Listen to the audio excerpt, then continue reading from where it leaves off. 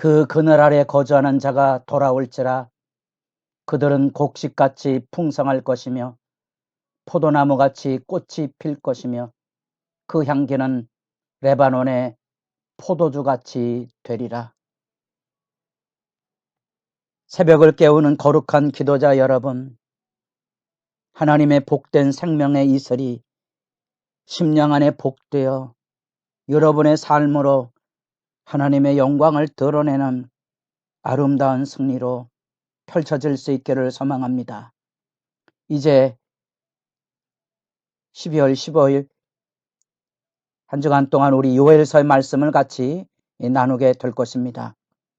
긴 어둠의 사사시대의 말씀을 읽어가며 가슴 답답한 일, 이제 선지자의 입장에서 시대의 죄악을 어떻게 끌어안고 하나님 앞에 서 있는지 요엘서의 전체 주제의 내용을 살펴 하나님의 말씀의 위로와 소망을 새롭게 할 수 있기를 바랍니다. 요엘서의 주제는 우리가 잘 아는 것처럼 메뚜기 재앙을 기억하시죠? 그래서 하나님의 재앙의 사건이 전반부, 후반부는 하나님의 구원의 사건이 이루어지고 이 메뚜기와 대비되는 하나님의 구원 역사 안에 우리가 너무도 잘 아는 성령의 임재가 열려지는 영광의 메시지가 요엘서에 담겨져 있습니다. 특별히 소선지서 부분은 정확한 연대를 아는 게 중요한데 하나님의 말씀은 그 연대가 하나의 추정 연대이고요. 또 요엘서 같은 경우에는 그 연대를 보여주는 그런 실마리들이 나타나 있지 않아서 정확한 연대를 알기 어렵습니다. 다만 소선지자가 편집되어 나갈 때 호세아, 요엘 이렇게 이어져서 주제 말씀이 이어지게 됩니다. 제가 서두에 호세아 14장 말씀을 읽었습니다만 하나님께로 돌아가 하나님의 구원을 향한 호세아의 북이스라엘이라는 호서가 사실은 요엘서에 이어서 남유다의 하나님께로 돌아가 성령의 부으심을 내다보는 남북의 동일한 메시지의 주제를 우리가 만나보게 되고요. 이 요엘서에 성령이 임하고 시온의 역사의 변화가 이루어진 주제는 이후에 소선지의 끝에 학개나 스가랴의 말씀하고 주제가 연결된다는 사실들을 생각하시고 말씀 읽어가는데 도움이 되기를 원합니다. 시간이 되면 구약 성경에 대한 하나님의 말씀을 나누는 영상이 있으니 찾아보시고 소선지서 단락을 함께 읽어가며 하나님 말씀을 보다 더 풍성하게 이해하는 데 도움이 되기를 바랍니다. 오늘은 새벽의 말씀 우리 요약해서 주제로 하나님의 말씀의 1장 1절로부터 12절까지 하나님 앞에 애곡하라는 하나님의 재앙에 대한 이해를 일깨워주는 단락의 한 부분을 읽어가고 있습니다. 1절로부터 2장 11절까지의 중요한 주제가 바로 하나님의 재앙에 대한 경고의 말씀이라 그랬습니다. 그래서 그 말씀 앞에서 하나님께로 돌아오기를 소망하는 선지자의 안타까움이 담겨져 있는데 출발은 여호와의 말씀이 요엘에게 임하였다는 거죠. 하나님의 말씀이 사람들 속에 아직 구원의 희망이 있는 것은 말씀이 임하는 그것이지요. 선지자들은 시대의 죄악을 끌어안고 있지만 그들은 하나님의 심판을 맞이하고 서 있지만 언제나 하나님의 말씀으로 새로운 희망, 새벽 이슬 같은 역사를 열고 있는 겁니다. 우리가 사사기의 어두운 현실을 보고 있습니다만 사사기의 어두운 현실은 선지자적인 고발로 끝나고 있지만 그 안에는 하나님의 애타는 시대 상황에 대한 메시지가 역사의 교훈이 울림이 돼서 하나님의 말씀을 기억하게 하고 돌아오게 하는 메시지를 담고 있는 거죠. 그런 점에서 하나님의 말씀이 들려진다는 말은 엄밀한 의미에서 또 다른 의미의 희망입니다. 우리가 어두운 세대를 살아갈수록 하나님의 말씀을 만나는 것처럼 감격스러운 시간이 어디 있겠습니까? 우리가 새벽에 엎드러지지만 우리의 현실을 가지고 엎드려 때로는 통회하고 때로는 절망하고 절규하고 하나님 앞에 호소하지만 주의 말씀이 임하는 순간 우리는 하늘 희망을 가지고 다시 일어설 수 있다는 사실입니다. 이사야 8장에 가보면 하나님의 말씀을 봉함하라는 말씀이 들려집니다. 말씀이 닫혀질 세대, 구약의 역사로 보면 말라기 이후로 예언의 말씀이 끊어지지요. 400년의 암흑의 기간을 갖게 되지요. 역사의 교훈이고요. 개인이든지 시대든지 하나님의 말씀을 외면하면 하나님의 말씀이 닫혀질 수 있다는 경건한 두려움들이 우리들 가운데 서 있어야 하고요. 이 요월의 정확한 연대를 추정하기 어렵지만 여호와의 날에 대한 주제는 9세기로부터 시작이 됐으니까 그때로부터 배경을 이해하면서 여기 시대연대 안에 하나님 앞에 메뚜기 재앙이라는 역사적인 현장 또는 그것이 예고일 수도 있지만 자연 재앙이 일어나서 더 이상 희망이 없는 현실, 12절 끝구절에 이러므로 사람의 즐거움이 말랐도다.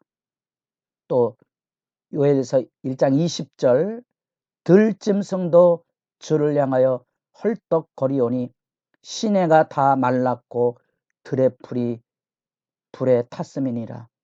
모든 자연 재앙 안에 이런 일이 있었느냐? 들으라, 귀를 기울이라. 주의 말씀에 귀를 기울이라는 요청이 들려지고 있는 내용입니다.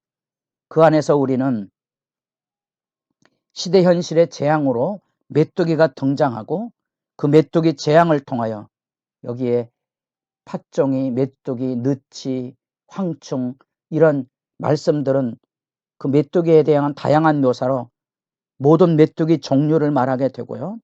이런 메뚜기 재앙이 실제로 일어나서 어떤 현실 가운데 그 재앙이 쏟아지게 되는 거 아니? 12절 말씀 포도나무, 무화과나무, 석류나무, 대추나무, 사과나무, 밭의 모든 나무 이런 모든 것을 잃어버린 재앙이 당면하는 시대 현실을 지금 예고하고 또 시대 현실을 해석하고 있는 겁니다. 이런 일이 있었느냐? 그러면 이 말씀의 메시지는 뭐겠습니까? 이런 일은 있을 수 없는 전무후무한 일인데 왜 이런 일이 일어나느냐? 말씀에 귀를 기울여 보자. 바로 우리가 호세아가 외쳤던 14장의 절망의 변화가 거기 있는데 호세아 14장 2절 너는 말씀을 가지고 여호와께로 돌아와서 아뢰기를 모든 불의를 제거하시고 선한 발을 받으소서. 바로 회개의 돌아섬이 이 맺힘의 메시지가 되는 거죠. 그래서 1장 14절에 너희는 금식일을 정하고 성회를 소집하여 장로들과 이 땅의 모든 주민들을 너희 하나님 여호와의 성전으로 모으고 여호와께 부르짖을지어다. 모든 상실에 대한 심판, 하나님의 심판을 이해하고 깨어나라는 교훈의 말씀을 들려주고 있습니다. 이런 시대 현실의 재앙은 다름이 아니라 하나님의 백성이 하나님의 땅에서 하나님의 말씀 앞에 바로 서지 못하게 되면 마치 하나님이 창조하신 세계 안에 죄가 들어옴으로써 창조의 복된 삶의 자리에 추방을 당하는 것처럼 하나님께서 주신 약속의 땅, 젖과 꿀이 흐르는 땅으로 선물로 주신 그 땅에 사사기의 말씀 우리가 읽어간 것처럼 그 가나안의 축복의 질서 안에 이스라엘 백성들은 이제 쫓겨날 것에 대한 예고가 그곳에 들려지고 있는데 그 예고편이 뭔가니 이방 족속으로 인하여 그들의 압제 아래 다시 신음하는 거지요.